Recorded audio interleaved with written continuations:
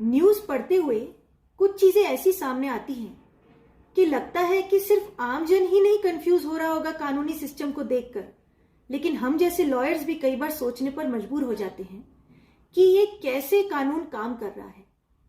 क्योंकि मैंने देखा कि एक आसाराम बापू है, एक फलारी महाराज हैं। इनका केस मुझे बहुत ज्यादा डिटेल नहीं पता, लेकिन इनका केस न्यूज में छपता रहता है। उस दृष्टि से जो मैंने फैक्ट्स देखे न्यूज में, उसको देखकर मुझे लगा कि सन 2013 से आसाराम बापू जेल में है और फलारी बाबा महाराज ये 2017 से जेल में है।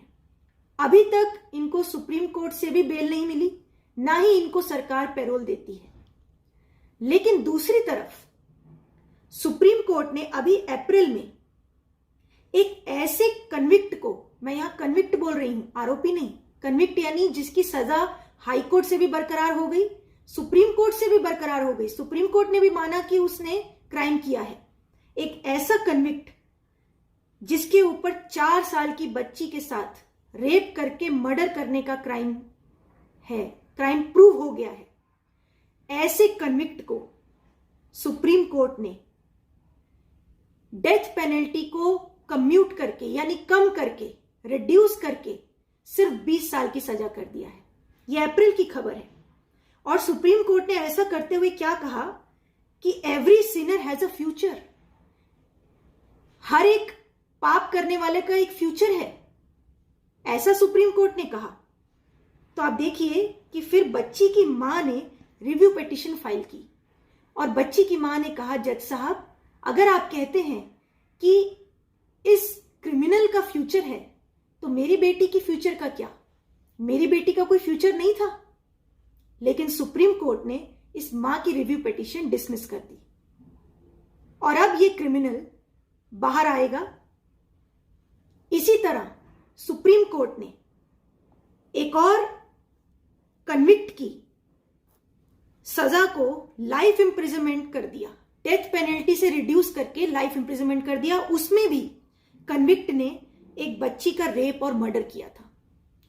तो ऐसे ब्रूटल क्राइम्स में जिसमें कि बच्चियों का ब्रूटली रेप करके मर्डर कर दिया जाता है, ऐसे केसेस में सुप्रीम कोर्ट ऐसे हार्डन क्रिमिनल्स को छोड़ रही है। और दूसरी तरफ जो 80 साल के बूढ़े हैं, आसाराम बापू और फलारी महाराज, इनका केस जो मैंने देखा, ये 80 साल की उम्र के हैं, लेकिन इनको बेल तक नहीं दे रहे। तो मेरा ये सवाल है कि आम जन क्या सोचेगी, आम जनता क्या सोचेगी इसमें, कि ये कैसा कानून है कि आपको एक क्रिमिनल जिसने 4 साल की बच्ची के साथ रेप और मर्डर किया ब्रूटली, वो बाहर आके कोई सोसाइटी के लिए थ्रेट नहीं है आपके लिए, लेकिन ये 80 साल के बूढ़े आपके लिए, सोसाइटी के लिए थ्रेट है कि ये बाहर आके दोबारा क्राइम रिपीट करेंगे। तो इनको आप बेल भी नहीं देते हैं। दूसरी तरफ मैं आपको एक और उदाहरण दूं, बिल्किस बानो के केस के बारे में आपको सबको पता होगा। उस केस में सरकार ने उनकी सजा को पूरा ही माफ कर दिया और वो बाहर आ गए हैं। तो मेरा सवाल यह है कि क्या वो क्रिमिनल्स सोसाइटी के लिए थ्रेट नहीं है? उनको तो आप पूरी तरह से रिहा भी कर दे रहे हैं, लेकिन इन 2 बूढ़े महाराज को आप पैरोल तक नहीं दे रहे हैं, आप उनको बेल तक नहीं दे रहे हैं। तो ये कैसा डिसबैलेंसिंग है?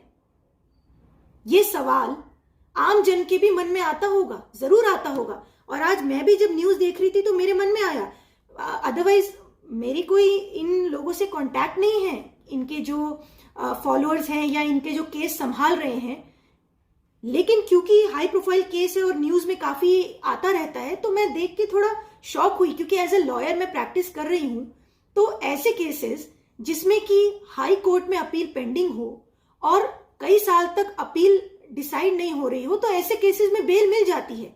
लेकिन इन 2 केसेस में बेल नहीं मिली है, जबकि इस केस में ब्रूटल रेप और मर्डर केस नहीं है।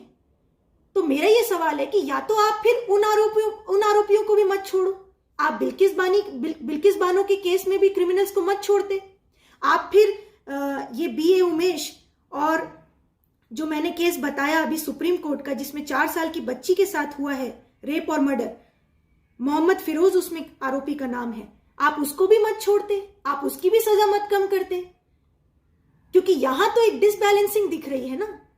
और मैं आपको एक बात बताऊं कि मैंने जो पीआई फाइल की थी सुप्रीम कोर्ट में रेप के कानूनों में बदलाव के लिए, उसमें मैंने ये बात इसीलिए उठाई थी कि जिसमें ब्रूटल रेप और मर्डर हो जाता है, ऐसे केसेस को आप सेपरेट चलाओ, ऐसे केसेस के लिए आप सेपरेट कोर्ट रखो, सेपरेट प्रोसीजर रखो, और ऐसे केसेस में बिल्कुल भी क्रिमिनल्स को छूट नहीं मिलनी चाहिए।